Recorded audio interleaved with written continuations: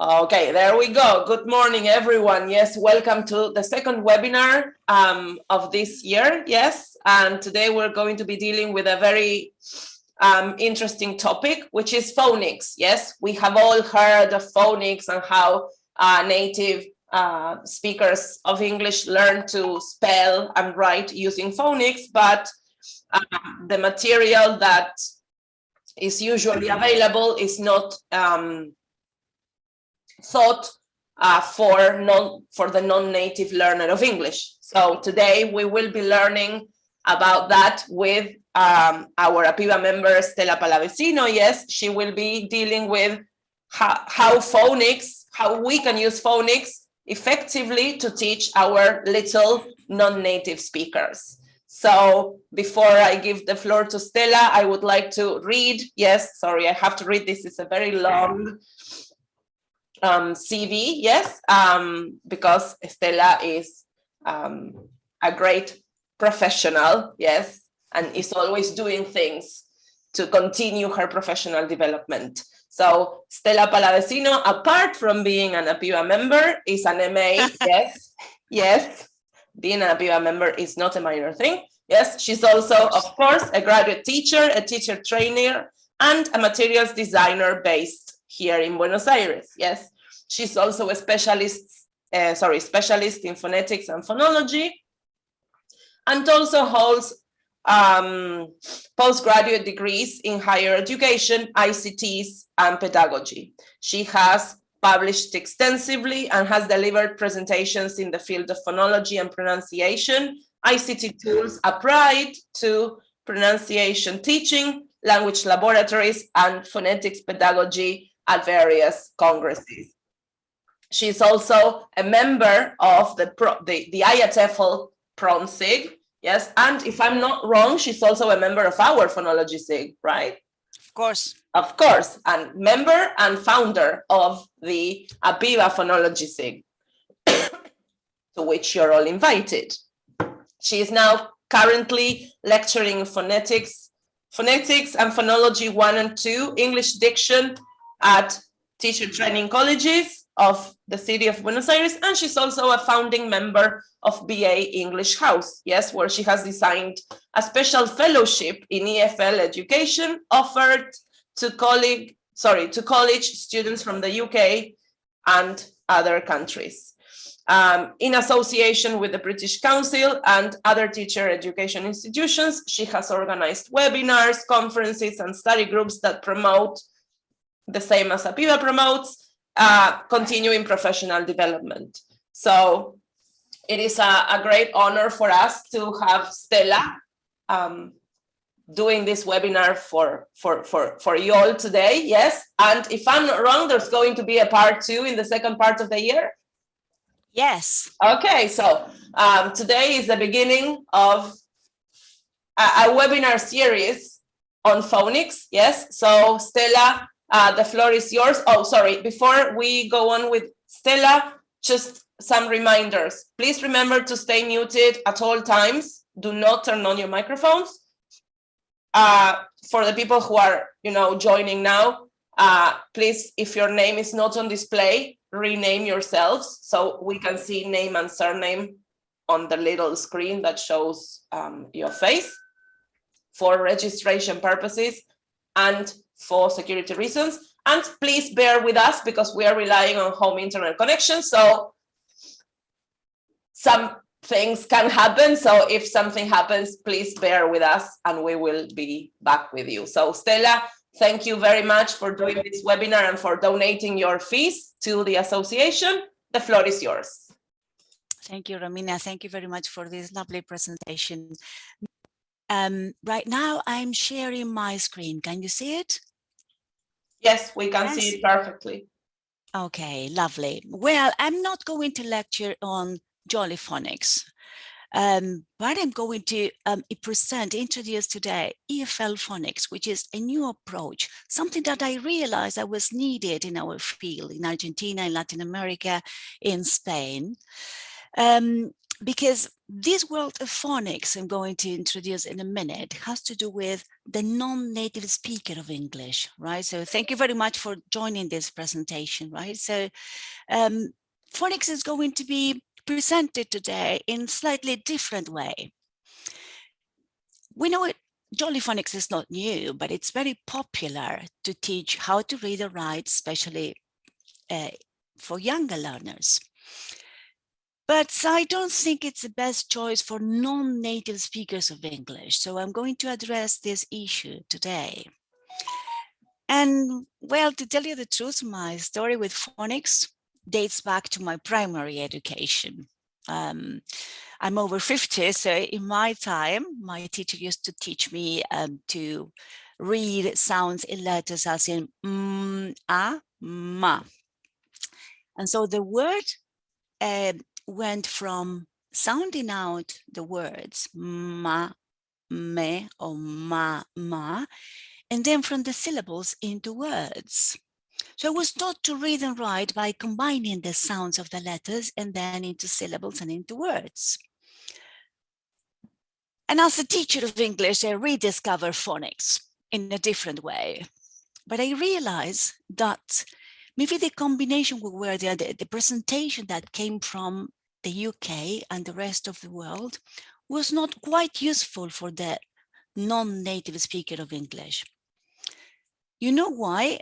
Because apart from reading and writing and learning new sounds, we need to learn new words, new articulations, new sounds, and relate those sounds to spelling. And it is too much, it is too complex. Native speakers of English already know the words, so they need to raise awareness on the combination of the spelling and the sound. So it may be really tough for some children. Now, in a foreign language, learning new words is hard. Reading and writing in English is tough as well. And even if we are taught to read and write through phonics, in our mother tongue, we cannot transfer those strategies into English. English is opaque. We need to teach 20 vowel sounds, and there are only 5 vowel sounds in Spanish. There is no one-to-one correspondence. Can you see a problem? So this is what happens in a non-native language.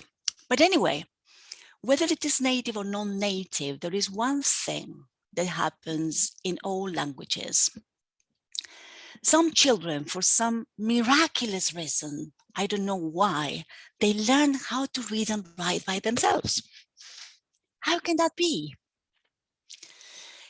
If they hear their teacher or their mom say the word dad, they can hear that there's a d at each end of the word.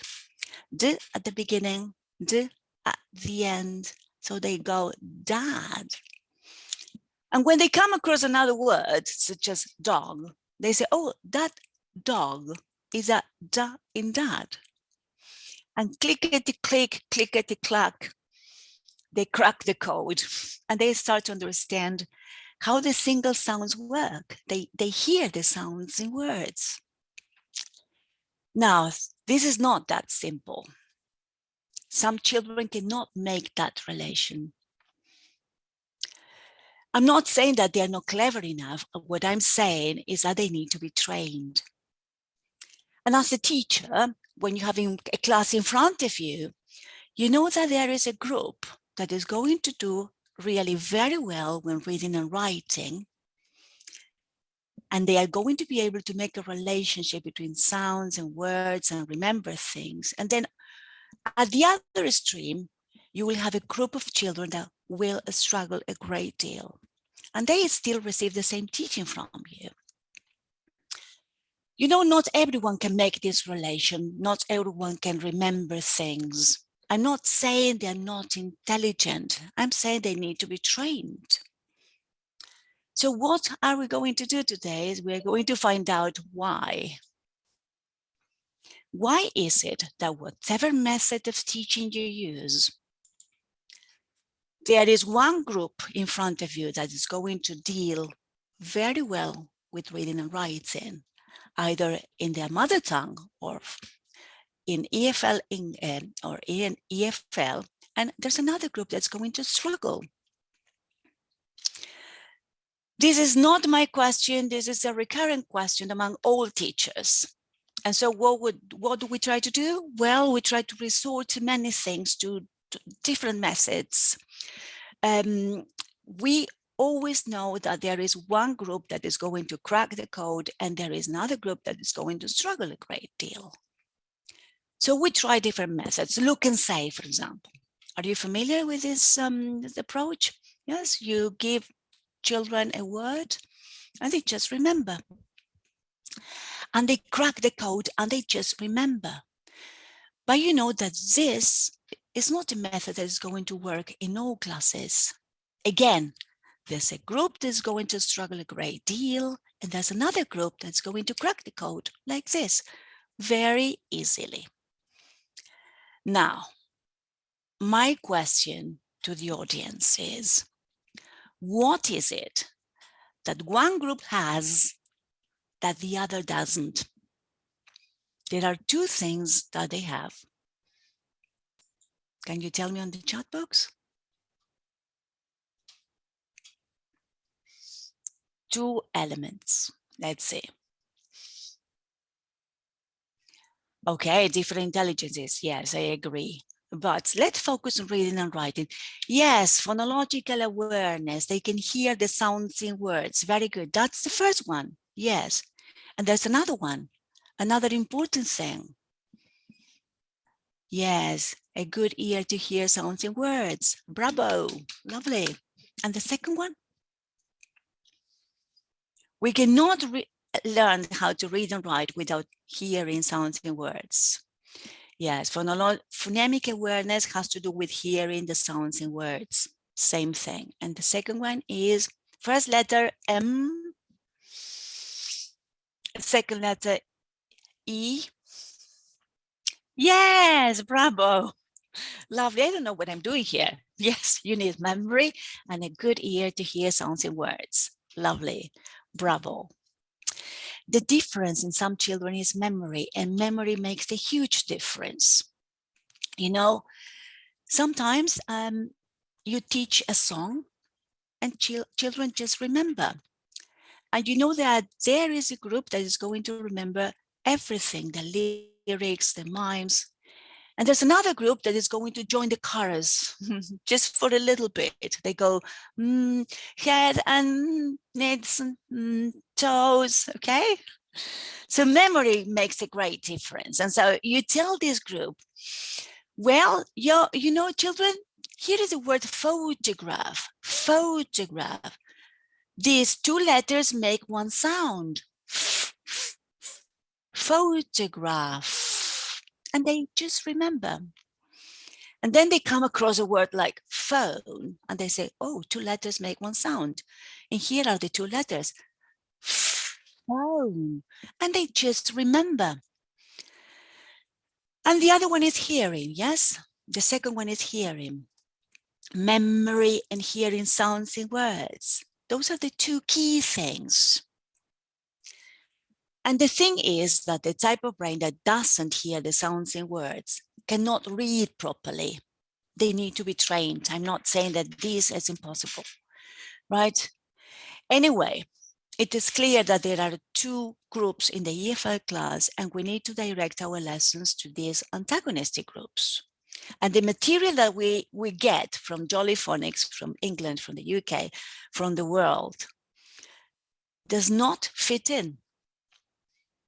We need to tune the bottom group in, and EFL Phonics, what I'm going to show you in a minute, seems to be suitable for all children in Latin America, in Argentina, and in Spain. It just teaches the children the sounds, the articulation, and the words they need. Of course, everything is based on phonics, right? And phonics has to do with an approach to learning through songs, games, and stories. Children learn that way. And learning is memorable through stories. They just remember. How can we train memory, for example? We said that they have to remember many things, words on top of the list.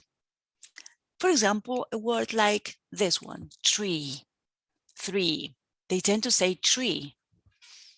Why? Because the th sound is not an articulation that is among us in Spanish. So mother tongue interferes all the time. So you say three and they say tree. No, three.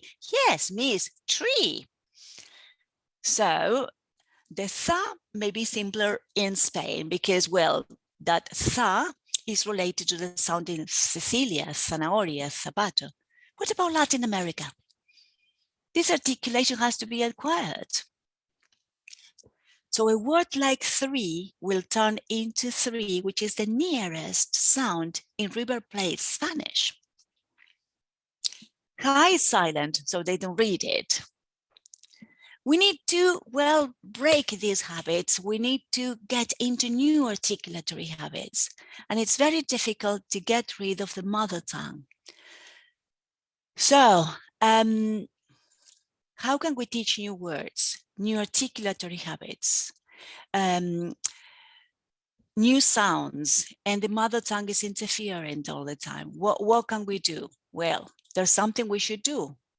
All right, if the mother tongue interferes and you cannot beat the enemy, join him. Welcome, mother tongue. We are so happy you're here.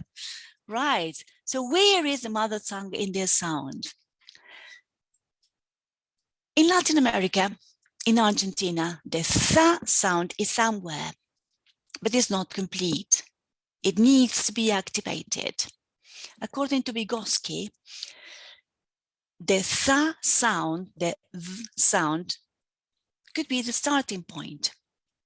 Students put their tongues out, but they do not blow air when the fricative is produced. So, in Spanish from Spain, the sa is found in words, as I said, that's Cecilia, zapato. So they need to be noticed where the articulation is. In River Plate, it is a movement. Yes, a movement like putting the tongue out. So when children realize that by putting their tongue out, they have something, they feel happy. So we still need to raise awareness on pushing some air out. That would be the starting point. Children, you need to put your tongue out and blow some air like this. Blowing some air will trigger the zone of proximal development. Spanish from Spain, spelling should be noticed, have to be noticed. So the training at some point is different, right? So the teachers need to look for a starting point in the mother tongue and then think about different techniques to make that zone of proximal development being triggered to get, well, the new articulation. Of course, we cannot tell all this to children. We cannot speak about language with children. We cannot use meta language, right? Phonics is a playful approach. Children learn through stories, through songs, right? So that's the way they learn. A memorable story whose conflict has to do with some sounds that needs to be noticed, maybe the scaffold needed. Children will make sense of a new sound, as to put it in Piaget words, they need to make sense of new things to remember. And stories create emotional bond between children and knowledge.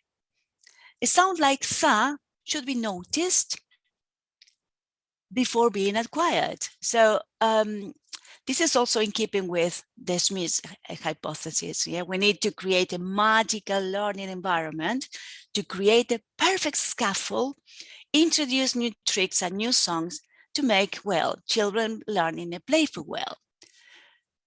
So let me introduce you to the new character, Samki. Can you see Samki? I'm holding Samki. Can you see Samki here? Yes? Hello, Abiba audience.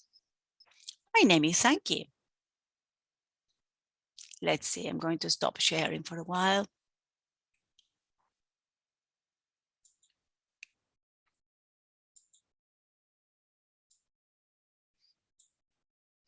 All right, here is Samki. Yes. And I'm very sad. You know why? Because children get very angry at me when I put my tongue out. Can you help me? I don't think so. Because they have even created a song to frighten me away. Oh, goodbye, here come the children with that frightening song. And there is the character introduction.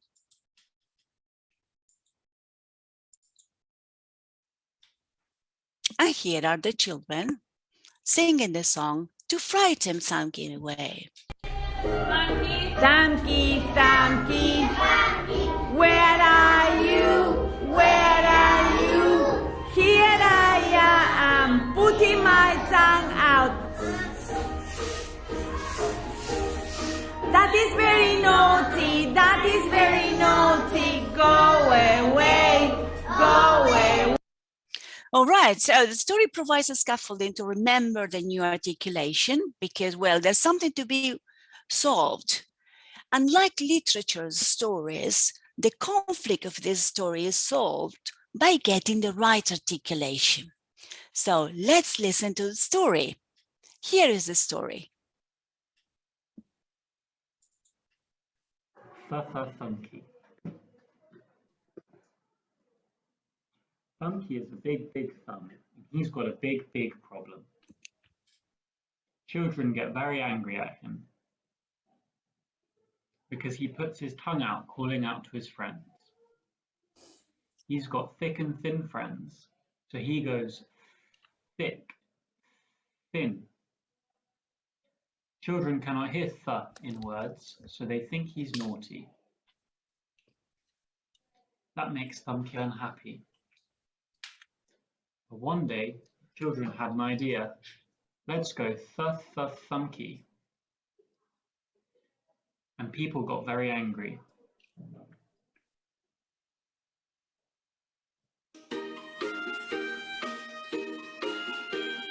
Where are you? Where are you? Here I am, putting my tongue out. That is very naughty. That is very naughty. Go away. Go away. And the teacher saw the problem. Children, children, put your tongue out and blow, like this. Now children can hear th in words and go thumpy.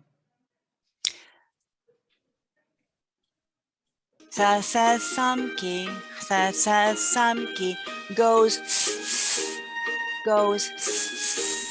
pushing up some air, putting your tongue out. Pushing out some air, putting your tongue out. So, in this way, the story will be remembered and the articulation is going to be remembered as well. So teachers can write stories like this, but the conflict when you are working with reading and writing wouldn't be the morale of a literature story. The conflict will be working on the articulation that children need for reading and writing. Of course, first of all, we need to work with vocabulary children already know. But of course, vocabulary is not the focus of this presentation. Just how we are going to go over reading and writing in a foreign language and how phonics can help us teachers as a very good resource through stories that really work in our classroom.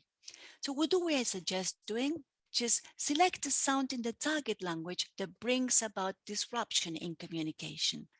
Something like tree for three should be worked on.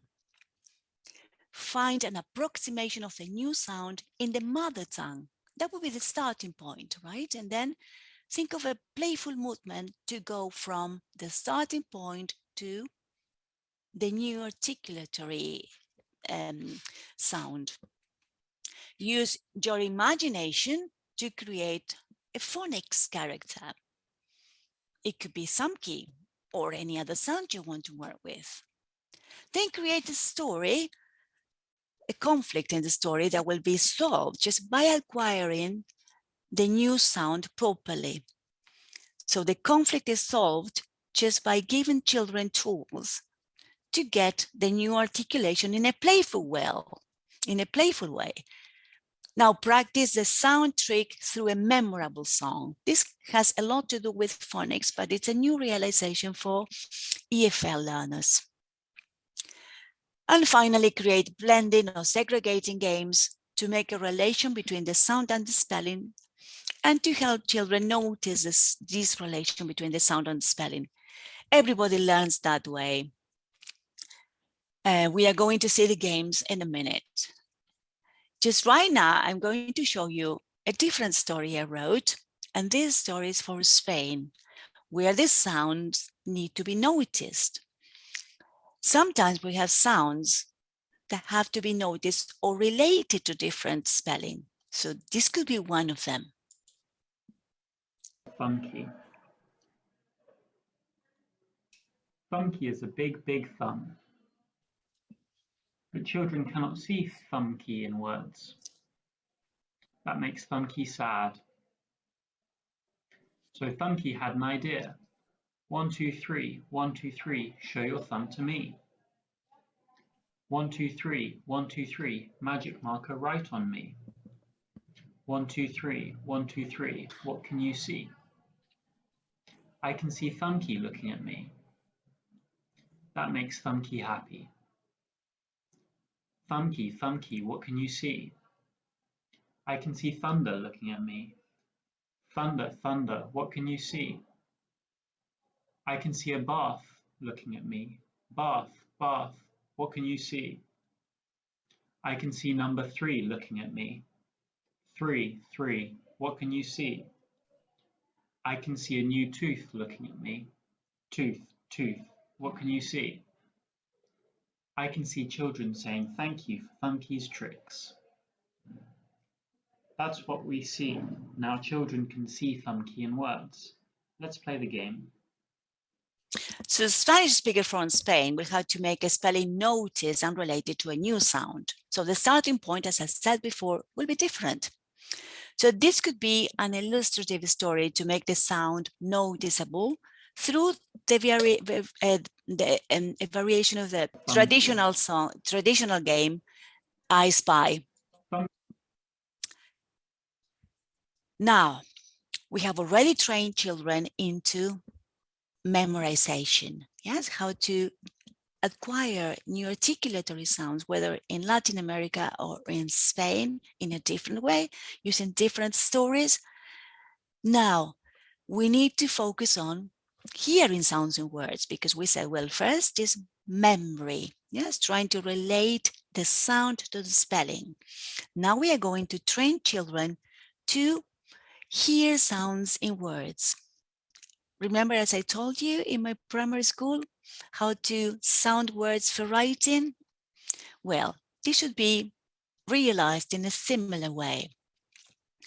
Now, we need to devote some time for both memorization, and once the memory is triggered, we need to go into hearing sounds in words. I'm going to show you how to work with a word as a whole.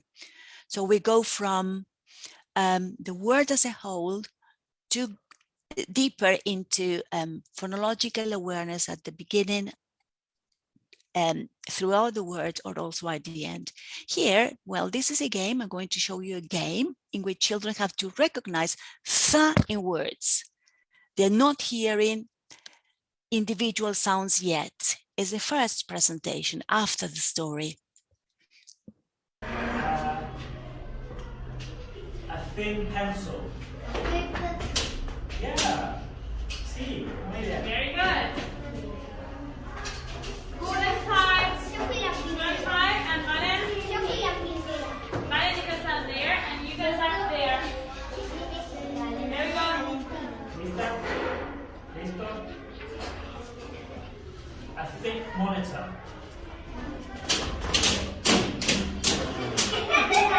What did you do?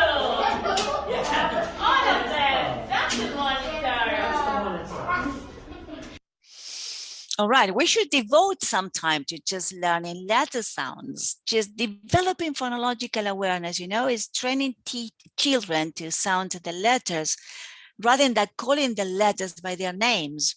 So if we go A, B, C, D, and all the words, all the reading system is based on sounds, we are making things more difficult. So in this approach, A turns into A, B turns into B, and so on. This is phonological awareness. Children, you want to read, you want to write this word, cat, cat. So they go at, cat, at. So they go slower, slowly, while they are writing down words. So they go from blending to segregating. This is what we are training children to do in this type of activities. Now, in the second game, they are going to focus on sounds that start or end the word like this. Okay, next. The first is B.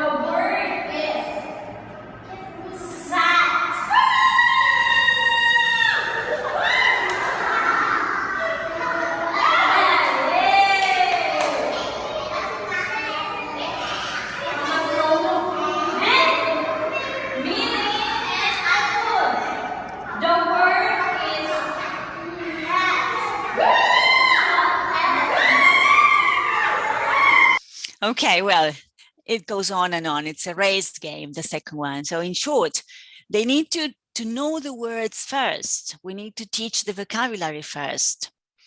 And then once they know the word, you go into sounding words. That speeds up recognition. In the earlier stages, children should encounter the written word, but also develop phonological awareness. Otherwise, they cannot learn how to read or write. Now let's go on. Some more activities. This one, for example, let's play a guessing game. What is this? Now you answer using the chat box. P, P, P, in, pin. Okay, you should tell me, yes, use the chat box. Good, thank you. Yes, pin, lovely. What's this?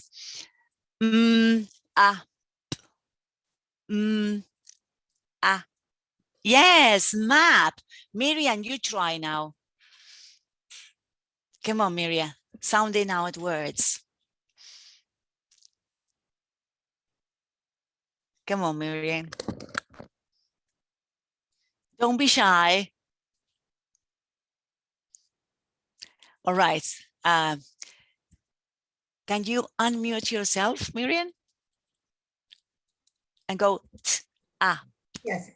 Okay, come on, try. For example, you mean from this, from the what the words that I can see in the on the screen? Yes, please. Okay. Well, let me see. Wait. I have to. Okay. Well. P, I, N, K. Like this, you mean? Yes, good, good, lovely. Pink, yes, thank you. Now, Jose, you try. Try another one, sounding out words, because we need to practice. We are not used to doing this. We need to practice as well. Okay, there I go. Ah,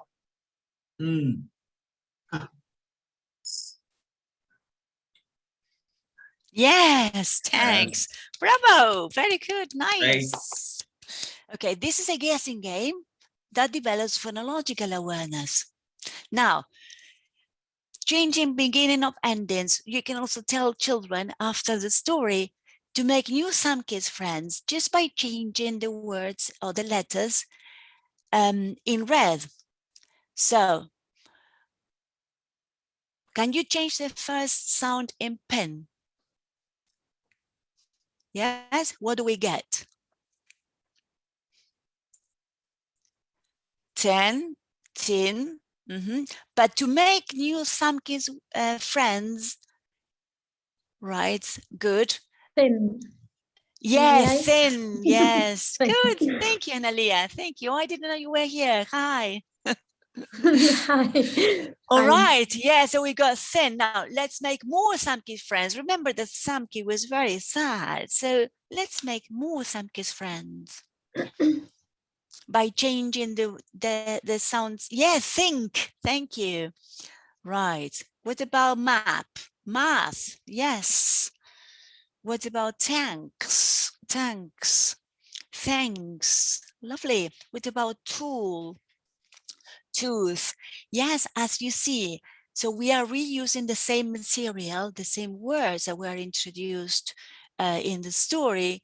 And also this is very similar to what students did at the very beginning using, well, movement, changing the beginning or the ending of sounds while they were on the floor.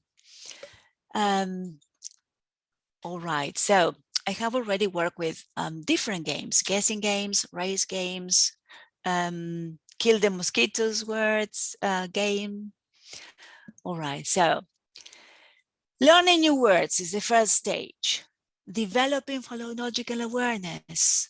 But in order to develop phonological awareness, we need to make children remember the sounds using stories, creating the stories that your students need. And then reading and writing have to do with segregating sounding out words, and then blending. Yes, remember that blending and segregating is reading and writing in reverse. Just children, you want to write dog, so children go dog, and once they develop phonological awareness, they can go slowly sounding out words. Dog, d, og, d, og. And then sounding out words will help them to read. Now, EFL phonics in a nutshell. Think of a sound that disrupts communication. Find a starting point where the sound may approximate. Create a story, a character to introduce the sound playfully. That will help children remember without using language. We cannot use meta language with children. They need to go into doing things. Create a song. The song is going to act as drilling for repetition. They are going to practice the sound once and again. Sa sa samki goes th, th. And they will remember that they need to blow air in order to produce a sound. Otherwise, they're going to be naughty. And if they don't, you tell them, don't be naughty, don't be naughty. All right, and then blending and segregating games, as I showed recently. Well, I have created a collection of phonics stories on songs and games. I have presented today only 2 of the stories I have created. So I'm going to present in the second half of the year other stories. If you want to read more about the stories, you can visit eflphonics.com.r. I compiled there a number of things. You're going to see these stories and, well, these 2 stories, you see, and the resources and the games I have presented today as well. So you're going to find Sasasamki comes to Latin America and visits Spain. And the next story I'm going to present soon as a viewer is Heather and her Hollywood star friends. This, that, there, these, those, that is coming back soon. Well, there are some teachers running courses on phonics that I also deliver. You can see the link there as well. And here are my resources. And that's the end. Well. Thank you, Stella. It's been a really enlightening webinar and thank you. presentation. Are there any questions? Okay, here Teresa Canjiano is asking, what about adults? How should we tackle this? Meli, well, if you have any, sorry, Meli Gostiza, if there are any other questions that you would like to share on screen. That was the only question, actually. Okay. All right. Well, we use phonics also at Teachers Training College. The thing is that we don't use it in this playful way, right? We don't use stories, but we can also use stories. I mean, why not resort into stories? It is a good tool for us teachers to make articulation memorable, right? Of course, you're not going to introduce Sasasamki, but you can introduce, or you can think of any other story and approach adults using phonics as well. Mainly for the very beginners, yes, at beginners courses, it's much better using letters or the sounds of the letters rather than the way letters are called in the alphabet. It's much better. It's easier, isn't it? It's easier than the IPA alphabet. If you talk about g, a, th, tha, and then relate that tha sound to any other character, it could be stories that you actually come across in your course books. It will be more memorable, in my opinion. Yeah.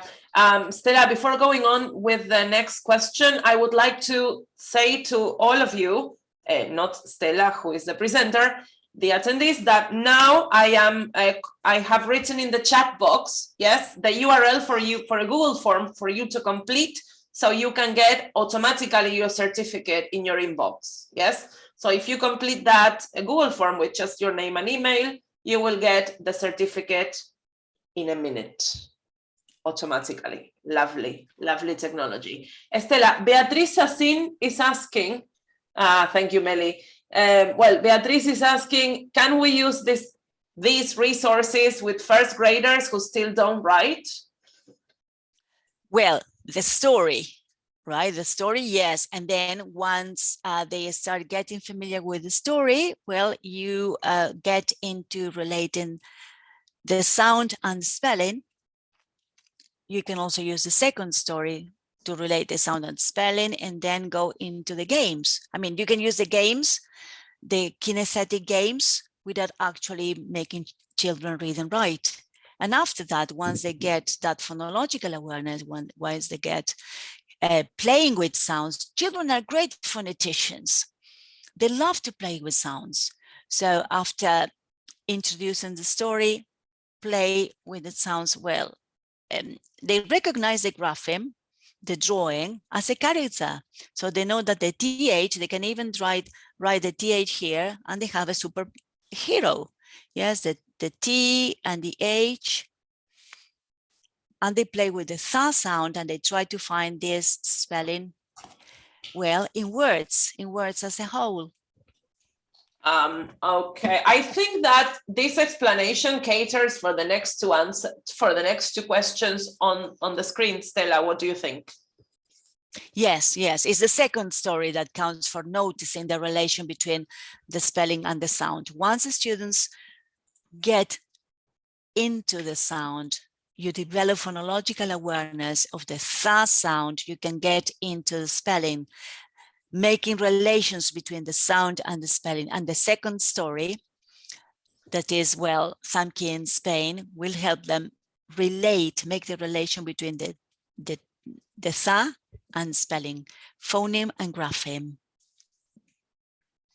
Okay, thank you. Thank you very much. Oh, there's one more question in the chat box. Do you think that articulations should be taught?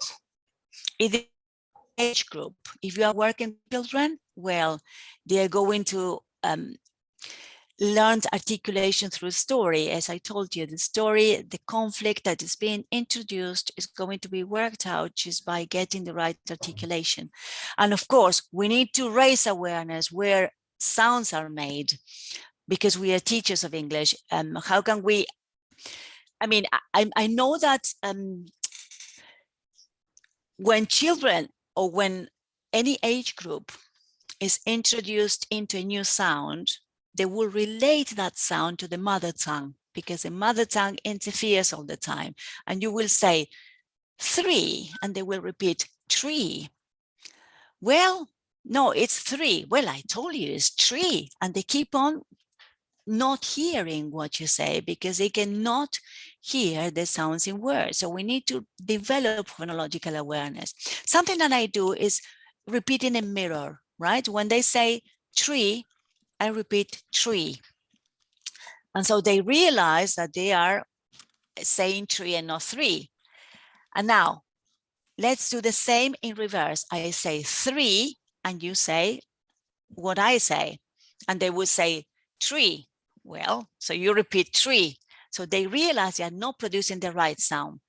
And there you show where the articulation is. Maybe you are not putting your tongue out, you are not pushing out air, so you are not producing 3, but you are producing tree. And they realize we need to teach articulation. Of course, we need to teach new articulatory habits, but not in such a way that the students feel pressure, bored, they get nervous, stressed.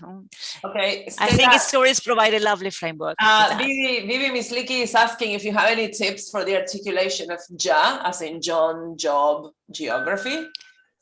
Yes, you should come my next presentation. I have Jack and Jill, the new characters in the new presentation. And it's going to be worked out in the story. Okay, somebody else, Miriam, is asking, what about in cat, cut, and car? Oh, vowel sounds.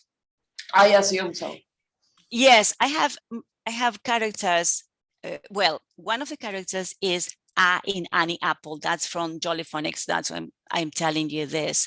And there are characters for different vowel sounds. But I do believe that for us Spanish speakers, we need to create one story in which we go from A, A. What I tell my students at Teachers Training College is something that you might know. That's why I'm saying all this. I don't want to reveal the tricks in the stories to come. A is when you are going to take a bite. So you do A. That's the articulation. That's the starting point. Now in as when you go to the dentist, what does the dentist say? So you go there. And then for well, that's it's not going to be very very tidy, but you put the thumb here. Yes, that's the way you open your mouth to produce the sound like this. So that's the main difference between the 3 A's in sound. We need to think of tricks, lot of tricks. And this is something that Viviana mentioned in our last meeting in the phonology SIG. Yes, Viviana has a collection of tricks as well, as all phonology teachers have. And she mentioned some of them. Viviana, you want to share some of your tricks here? You mentioned some of them one of these Saturdays or last meeting we had. Well, yes, why not? What I say about the E and the I. For the E, we smile, E, and for the I, we don't. So the gestures help a lot. So when the teachers anchor the gestures to the sound, the only thing you have, the students will remember. So you don't need to repeat the difference, the sound itself or the sounds themselves. You just gesture, make the gesture, and the students will remember because they will have anchored the gesture to the sound. And I've tried this with little kids and it works. And I also use this gesture for aspiration, as showing the explosion and the air. And so I used this one last week, for instance, with adolescents. They were saying pop, pop, I like pop music, pop. And I said, no, it's got to be pop because everybody's going to understand Bob and you are not saying Bob. So I said, well, I taught them how to produce, let out the air, etc., etc. And then the student was speaking and she repeated pop music. And so I said, and she went pop. Well, it worked. I'm just sharing what my experiences with some. Michael Swan mentions in his book a number of sounds that Spanish speakers need to grasp. And I think that could be a good guidance for us. And I think that consonant sounds, as Viviana was pointed out recently, introduce a lot of unintelligible sounds because, well, we don't produce aspiration. So instead of saying tin, we say bin. Right, so the pa ta ka is in a way realized as the ba da ga. So we change the meaning. Students want to say pin, but they say bin, and things are changed. So these are the type of sounds we need to work on for reading and writing. And that's the reason why it occurred to me it would be a good idea to start with, well, this writing of stories to fill in this gap. Because the same stories that we have from Jolly Phonics are not the same stories our students need. They are lovely, really. Characters are lovely, but we need to create our own material. The material that is coming from the UK does not really help our students read and write better. Thank you, Stella. Thank you for this lovely webinar. Thank you, Vivi, for your tricks, which I know work so well. Everyone, seeing that there are people from all over the country and also very young teachers and teachers to be, I wanted to remind you all that you can become a member of APIVA, yes. And if you become a member of APIVA, you can come to all these webinars for free. You can also participate in our special interest groups. I'm sorry, I'm getting a little bit, congested and agitated. I'm just coming out of COVID. I'm okay, but this is the remains of COVID. So if I speak a lot, I get tired. We have 10 special interest groups, yes, which both APIVA members from any other association in Argentina and teacher trainees can take part, yes, you can participate for free. So if you follow us on social media, you can learn more about the topics they are dealing with, the dates of the meeting. Yes, we have a phonology SIG that is, Stella is a member of, Viviana is also a member of it. Yes, language SIG, methodology SIG, public school SIGs. So we really hope you follow us on social media. Yes, we hope you become a member of APIVA. And if you're still teacher trainees and you cannot become members of APIVA, at least you can be a member of a SIG, or you can keep on participating in these webinars. On the 25th of June, there's going to be a new webinar. Yes, so keep your eyes peeled on social media for more information on that. And we hope you have a lovely Saturday afternoon and that you enjoy the sun and see you next time. Bye. Goodbye. Bye, everyone.